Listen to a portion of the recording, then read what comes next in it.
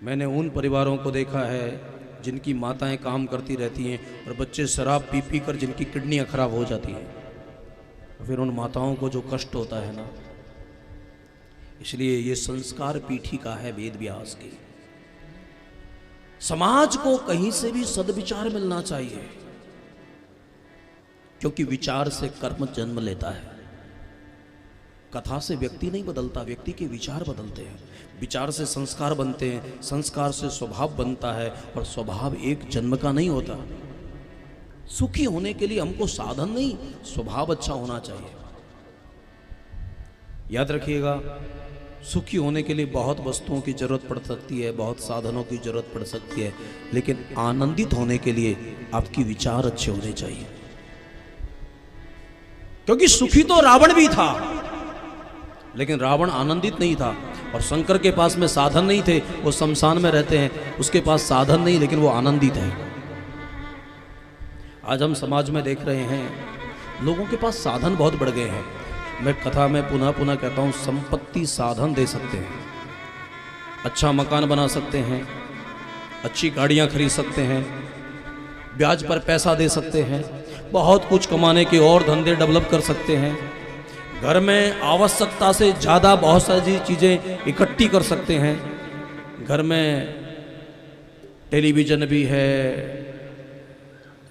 बहुत सारे और अन्य साधन हैं, भौतिक साधन की सुविधाओं की सामग्रियां हैं, सोफा सेट है, सब कुछ सेट है, लेकिन घर में रहने वाला खुद अपसेट है, जो सबसे महत्वपूर्ण है। उसको जाके देखो ना। इसलिए मैं कथा में कहता रहता हूं कि व्यक्ति संपन्न कितना है ये महत्वपूर्ण नहीं, प्रसन्न कितना है। संपन्नता से कौन सा, हम लोग तो आए दिन करोड़पतियों में ही बैठते हैं साहब। भगवान ने जीवन ही ऐसा बनाया है।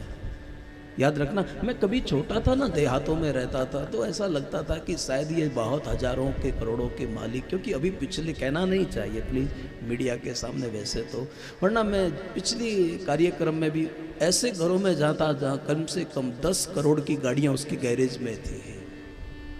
एक एक घर में इतनी महंगी महंगी गाड़ियाँ होती हैं साहब, लेकिन फिर भी ईश्वर जानता होगा, कभी कभी बहुत बड़े लोगों की दुनिया देखकर है ना, बड़े बनने से डर लगता है। इसलिए महत्वपूर्ण यह नहीं है कि हम कितने संपन्न हैं, हम कितने अपने आप से संतुष्ट हैं। रावण सोने की लंका में रहता है, फिर भी अब स्तोत्रों को पढ़िएगा, जटाटवी गलज्ज्वलम, जब शिव तांडव को पढ़ोगे तो उसके श्लोक में आप पाओगे शंकर को दशानन कहता है, कदा सुखी भवाम्य हम, मैं कब सुखी होऊंगा।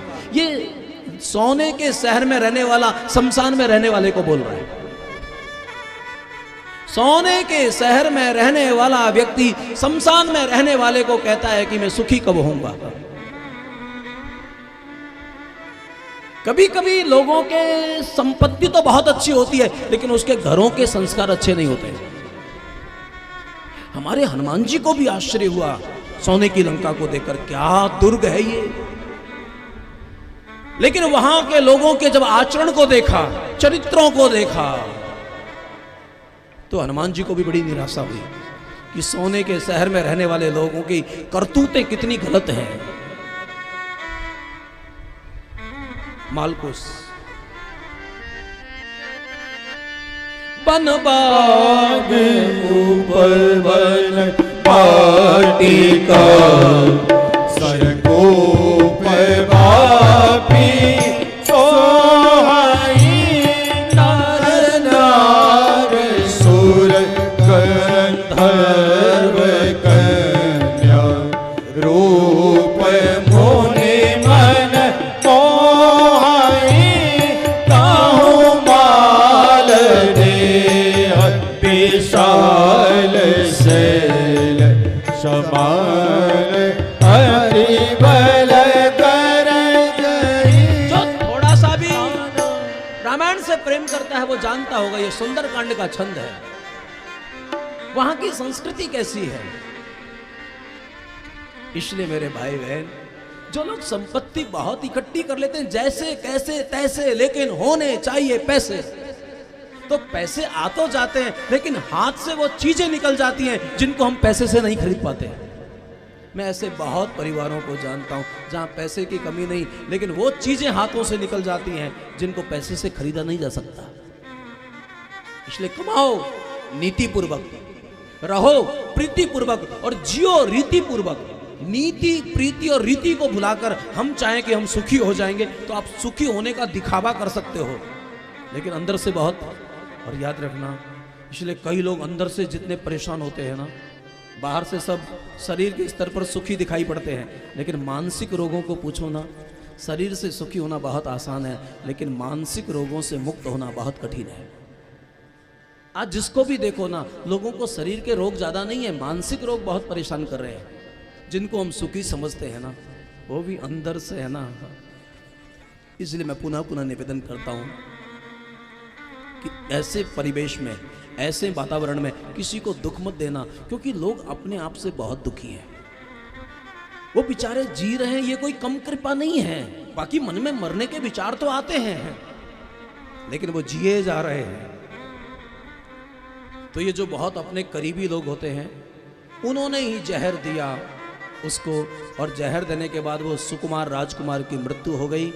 वो दुनिया दिखाने के लिए सब रोने लगे। मेरे भाई बहन, ये दुनिया को दुनियादारी निभाना बहुत अच्छा आता है। जीते जी पानी के लिए नहीं पूछते, और मरने के बाद में तो क्या भंडारा करते और क्या क्या। याद रखना मेरे भाई बहन, कभी कभी तो जनाजे को देखकर कई लोगों को लगता होगा कि वाह, जिन्होंने जीते जी उठने नहीं दिया वो आज खुद उठा कर ले जा रहे हैं। तब उस व्यक्ति को और फिर उस पूरे परिवार में अंगिरा ऋषि नारद को लेकर आए। उन्होंने समझाया, लेकिन चित्रकेतु नाम के राजा ने कहा कि हमें अपने बेटे को मिलना है। ये भागवत के 6वें स्कंद की कथा है। और उसको वहां यम के यहां ले गए और जीवात्मा को जाके कहा, जीवात्मन पश्यन्ते मातरन पितरंचते। जीवात्मा जरा देखिएगा, आपके माताजी पिताजी आए हैं। तो जीवात्मा ने कहा, कस्मिन जन्मनि, ये कौन से जन्म के माँ बाप हैं? क्योंकि मेरे को तो हर जन्म में कोई ना कोई माँ बाप मिलता है।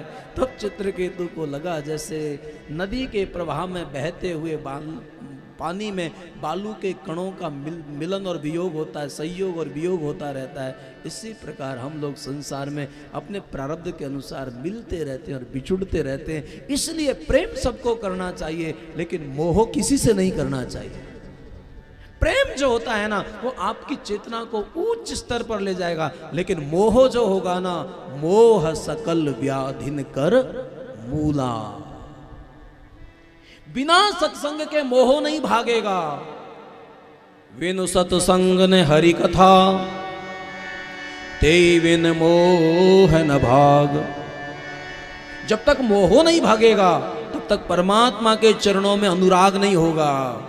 और जब तक ठाकुर जी के चरणों में अनुराग नहीं होगा, जब तक वो ठाकुर जी के चरणों में प्रेम नहीं होगा, आप याद रखना, बुद्धि के स्तर पर कितनी भी ऊंची बातों को रट लो, जब तक परमात्मा से प्रेम नहीं होगा, तब तक ये शिकायत करते रहोगे कि महाराज हमारी वृत्ति टिकती नहीं है। बातें तो हम भी बहुत बड़ी बड़ी रट लेते हैं, पूरे सिद्धांतों को कंठस्थ कर दिया, गीता को कंठस्थ कर लिया, उपनिषद को कंठस्थ, लेकिन ये स्थितियां, क्योंकि बिल्ली को कितना भी कहो कि बेटा एकादशी का मातम बहुत होता है, वो गर्दन हिलाती रहती है, लेकिन जैसे ही सामने चूहा आता है तो वो भूल जाती है कि आज एकादशी है। ये दबी हुई जो वासना है ना, बिना उपासना के मिटेंगी नहीं। आप कुछ भी कर लो, कितने भी अध्ययन कर लो, तीर्थ यात्राएं कर लो, जीवन की सबसे अंतिम यात्रा होगी। तो इस विज्ञान को जब तक आप अंदर से नहीं समझ पाओगे, आंतरिक जागरण नहीं होगा। हमारा बोध कैसे स्थिर होगा? और बिना अनुराग के उस स्थिति में टिक नहीं पाओगे। और हमारे शास्त्रों ने मिलहि न रघुपति विनु अनुराग, मिलहि न रघुपति विनु अनुराग,